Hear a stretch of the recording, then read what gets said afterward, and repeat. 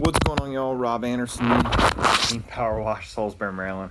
Right here working on some equipment. I was on one of the rigs over the weekend and noticed that the hose reels were really slow.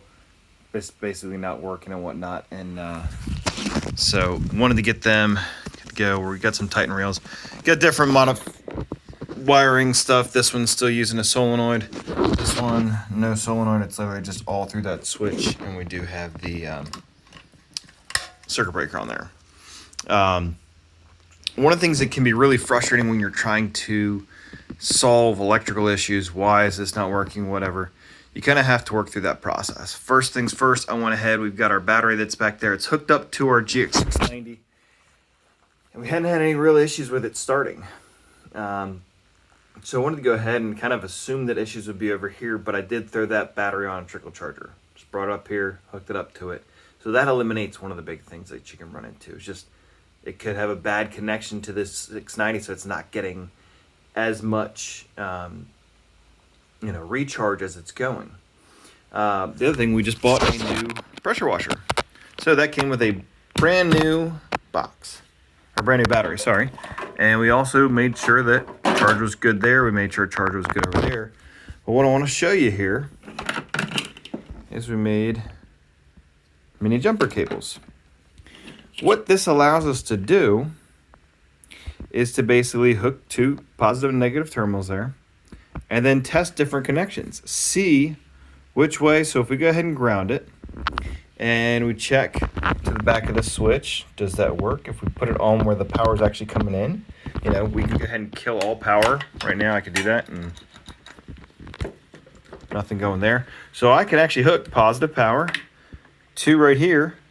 I can try putting it up top real quick just to make sure there's not some issue in here, but hook it up to there, make sure if positive power, that'll kind of tell us if our ground's good or not. Ended up, and let's see if I can find them. And this is what one of the connectors looked like. Let's see it, how green that is. See how nasty that is? So I ran a new negative wire or grounding wire all the way through. The positive wire, I ended up actually just trimming it off, putting a new connection on, and we have got so much power now. It's very rarely going to be your actual motor itself. It's more likely going to be the power that's going to your motor. I cut off here, so we've got the new negative here. We've got both of our negative terminals, and this should be black wire. Sorry, that's why we've got the green on there. Just to indicate that, and that goes to a bolt on both of them. We got a bolt up here that it's connected to. And then this little handy dandy thing can also be helpful. We just got this as a random package of connectors, either Lowe's or Harbor Freight or wherever else you want to get to. But you can then use this. We had the negative wire that's all going to go in here. And connected it to this wire. Made sure, okay, that's working. Now connected it up to here. That's working. Okay, because what you don't want to have to do is basically redo all your connections, and then you're wondering, hey, this isn't working. You want to kind of test as you go along. And we were also able to just going clearly knowing that this negative with this, maybe stretched out, it's like 18 inches, 2 feet long, whatever, wire, that connection is definitely good. Seeing how much juice we're getting there versus what we're getting when it's coming from the battery back there tells us, okay, we have a weak ground. We have a weak positive. Whatever we may have, that the connection there isn't as good. We found out that one of the connections to the back of this switch was not good. And I'm sorry, we're kind of getting an angle there. So a bunch of things, but now,